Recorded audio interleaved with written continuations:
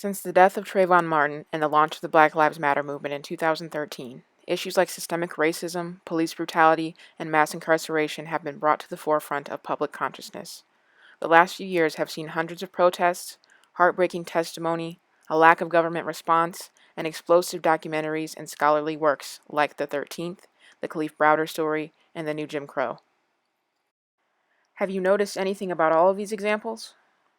Within scholarship on mass incarceration, the targeting of black men is the sole focus. And although black women are an integral part of American society, they are largely absent from this discussion. As the flaws in the criminal justice system are increasingly exposed, certain realities black women face are made invisible.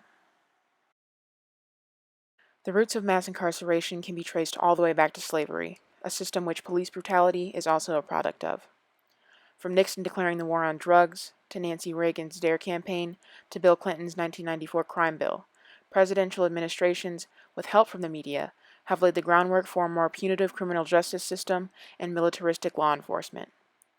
Black women have struggled through all of these oppressive regimes along with men, so it is naive to think that they are not equally affected by them, even if those effects surface in different ways.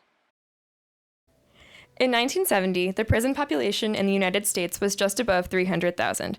Today, it's over 2 million. That's an increase of 500% between 1972 and 2010. In research from the 1990s, University of Georgia professor David Mustard reveals that even under controlled cases, black prisoners receive sentences 5.5 months longer than white prisoners. Data from the 2010 census reflects a lack of representation of white prisoners in regard to the portion of the U.S. population they comprise.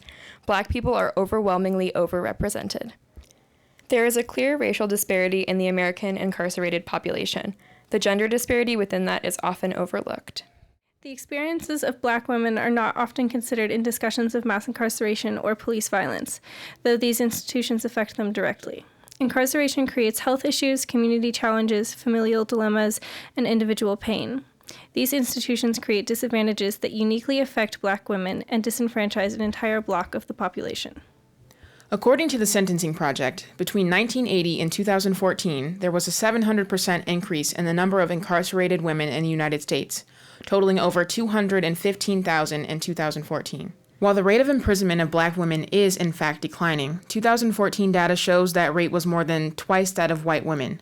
1 in every 300 black females is incarcerated, compared to about 1 in every 1,099 white females.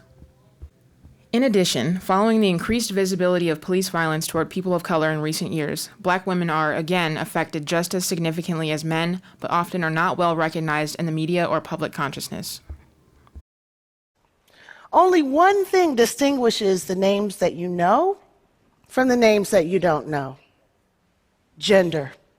Statistics have proven that black women are negatively affected by these institutions. However, we must consider their personal experiences in order to gain a thorough understanding of their realities. The Al Jazeera film Fault Lines: The Lives of Black Women speaks to the families and communities of black women who were killed by police. Ring a bell, because after we killed, we had so many more. Since 2012, Martinez has returned to this alley to say his sister's name. In the US, black women are being killed by police at a rate of 1 a month. 1 in 4 are unarmed. Their stories have often gone untold. They don't talk about women that much when they get killed by the police. They barely talk about women. Why is that? It's crazy because you see that even in death. Women play the second role. People don't care about black women. They just don't. We're in the way in the case of Rekia Boyd. We're angry black women in the we're just too angry and too black and too womanly in the case of Sandra Bland. Like, we're either too X or we're invisible. Paige May is a teacher and organizer with a group called Asata's Daughters. At best, we're taken for granted.